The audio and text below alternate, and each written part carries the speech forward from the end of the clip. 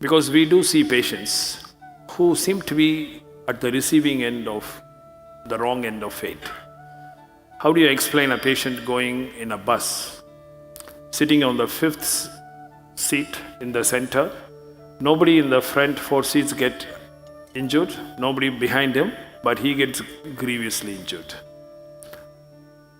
And he comes to the hospital, and some people get all the possible complications when they go through the treatment. There are others who are involved in major accidents, but something seems to be helping them to get better so fast. It looks like there is somebody one hand telling, "Thou shalt live," and to the other person, "You have a bad fate, it's time to go." This is a bad thing coming from a doctor. Yeah, but it is a fact.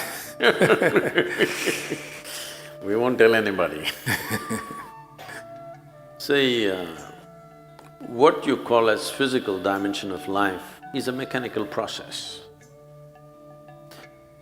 The very fact that you called it an accident, it means something unexpected happens. So, when two mechanical objects collide, what will break is nobody's guess, all right? That's how it is. That's the nature of physical existence. So we should not try to read any mystical dimensions into a simple mechanical situation, that's one aspect of it. But at the same time, as there is gravity, as there is weak and strong nuclear forces, as there are many physical forces which rule the mechanical aspects of life, there is a dimension. This word has become religious, so people will mistake this. Here, in Tamil, we call it Arul. It's called grace. This entire culture is based on this, that Indian people, wherever they see anybody, somebody says he is a sage, somebody says he is a saint, somebody says he is a yogi, wherever people want to receive blessings, they want to accumulate. Because they understand that either your mechanical parts can work without lubrication and wear out quickly, you know the joints. If there is no lubrication, any machine will wear out quickly. It doesn't matter how good it is. It doesn't matter how well designed it is, how great it is. If there is no lubrication, it'll wear out. So there is a dimension which… there are many words in Sanskrit, but in English, generally it passes off as grace. So if you earned grace, if you have become receptive to grace, there is lubrication. Where there is lubrication, there is no friction. So even a collision may not cause much damage to that one. But we should not read this into everything, because mechanical objects, mechanical processes can happen in so many ways that need not be always seen as, some kind of spiritual or mystical stuff. But at the same time, those who are in grace will not get into that bus either. But it does not mean just because you have grace, you will not get injured, you will not die. Maybe it's a good thing for somebody to die today. I'm sorry, I'm saying such a thing. I'm saying for a whole lot of people, many things that they logically think are bad, if they examine it carefully in their life, it might have been the greatest blessing in their life. So, I must tell you this story. Is okay? Oh yes, we love stories. This happened a few years ago. I like to go into vegetable markets, this is one of my fads. When I'm driving on the highway, if I see a shandy, I will stop, get down and get into the vegetable market. Well, I have no cooking coming, I can't take these vegetables and cook somewhere. But in India, buying vegetables is an art. In our families, they trained us from a very young age how to buy vegetables. For what you must buy how. Different things. When we were young, our family's boys are trained how to buy fish, how to buy meat, how to buy vegetables, for which dish, what kind of vegetable you must buy, this is a big training process. So, I'm well versed in those things, so I get down and go around, bargain and bargain. Because you must bargain, because it's not just about vegetables, this is a kind of an interaction.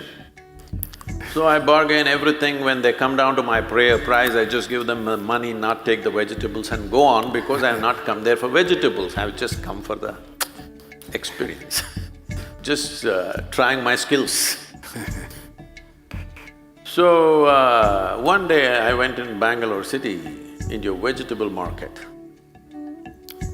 There's a small vegetable shop, very small one. A man was sitting behind, I just looked at him. He was just a shining being. I just looked, my God, what is he doing here?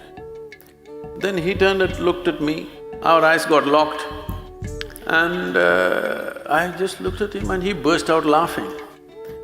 I also laughed and went up to him and asked, what the hell are you doing here, selling vegetables? Then he said, you come sit here. So he made me sit in his vegetable shop and he told me his whole story. I'll try to make it very brief. He got sick and he got admitted into a general hospital in Bangalore. A general hospital, general ward is acclimatization to hell, normally, I'm sorry. So he was there and every day he thinks he's going to die, but he doesn't die. One more day, it goes like this. Every day he thinks he's going to die and he doesn't die. After over 2 months, his wife stopped coming to the hospital. She got tired of visiting this guy. He's neither going to die nor to get well. Then the demand for the beds became such, they put him outside in the corridor. With just one sheet, he was in the corridor of the government hospital for another 2 months. Every day he thought he will die, but he did not die. One day, suddenly he realized something, he sat up. Within about 7-8 days, he walked out of the hospital and became ecstatic and blissful. His wife, his family, nobody turned up, but because earlier he was selling vegetables, he continued to sell vegetables for a living. And after almost 3-4 years after such an incident, he saw me for the first time and we kind of buddied up. And I said, how? He said, I said, what do you do here selling vegetables? He says, I bless everybody, they must get sick for 4 months. So you never know what will turn out as a blessing. Sadhguru, you said about grace. So if grace is something that is going to actually protect us, how do you accumulate this grace? I mean, do you carry it? Because this is one of the things that is always told to us, that some people carry their grace from their previous birth and do something good now so that you will carry this grace to next birth. Is that so? What is this? Whoa, you're going away too far.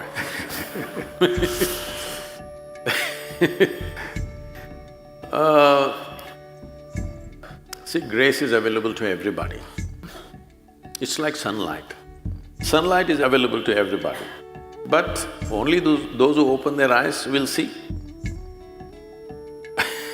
That's the way it is. But is it not there? Is it there only for me, not for you? There's no such thing. It's available for everybody. It's just that, are you receptive? When we talk about receptivity,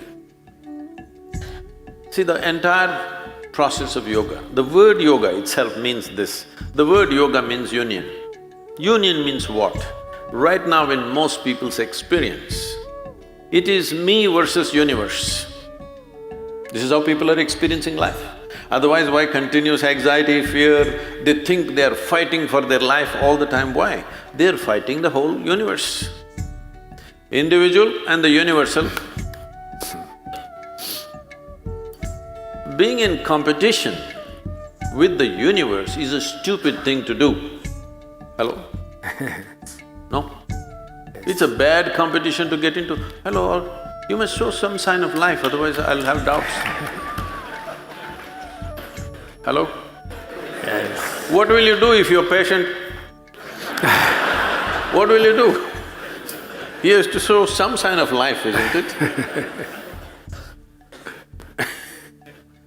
Because your orthopedics, if you press on their pain points, of course they'll come alive. But I don't have such a privilege. You versus universe, a bad competition to get into, isn't it? So yoga means this, that you consciously obliterate the boundaries of your individuality, that if you sit here, there is not much distinction between what is you and what is the universe. On another level, see, as we sit here, this is my body, that is your body. Do what you want, these two things will not become one. This is my mind, that is your mind. Do what you want, these things will not become one. They may overlap on some issues and we may feel that we are one with each other. But my mind is my mind, your mind is your mind, isn't it? But there is no such thing as my life and your life. This is a living cosmos. You captured a little bit, I captured a little bit. That's about it. But now we think this is my life and that is your life. There is no such thing. This is a living cosmos. You've blown a small bubble, somebody might have blown a little bigger bubble. Did you blow soap bubbles when you were young? Oh yeah. You still do? Yes. No. So when you blew soap bubbles, somebody had this big bubble, somebody else had that big bubble. Oh, went on saying, this is my bubble, this is your bubble, but poop it went. Once it goes poop, you did not say, this is my air and this is your air. Similarly, there is no such thing as my life and your life. There is just a living cosmos. If you capture more life, then you will see you have more grace. The depth, dimension and scope of your life is determined by how much life you capture within you. It doesn't matter what kind of body you have, what kind of intelligence you have. If you have not captured substantial life within you, you will live a small life, that's how it is. How do you do this? There are systematic ways of approaching this, or simply by involvement and exuberance, by commitment, people may capture a larger life. By absolutely being committed to something, focused on something, somebody may capture a certain amount of life which is more than what is considered normal. But yoga has a systematic process as to how to capture life. I can show you thousands of people around me today. When they came, they thought they won't do anything significant. Half of them, not half, 70% of them are dropouts from schools and colleges and everything. But you will see after a few years of sadhana, suddenly they are functioning in ways that you won't believe possible. Recently we had a business, event called Insight, where over 200 CEOs from across the world are coming and participating. All of them wonder why our organizations don't run as smoothly and efficiently as yours. I said, that's because I have all dropouts who are no good for anything. But they have devotion in their heart, they are devoted to what they're doing, that's all.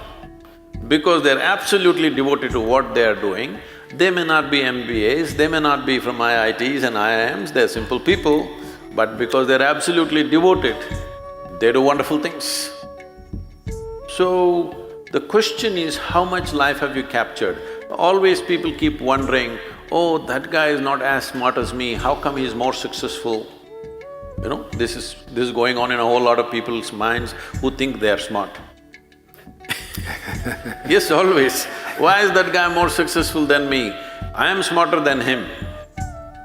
Obviously, your smartness is not working because just with one dimension of life, life will not function. The most important thing is how effervescent and large is the nature of life that you've captured, and every one of us have an unlimited access to it. But how much will we take depends on how consciously we conduct our life.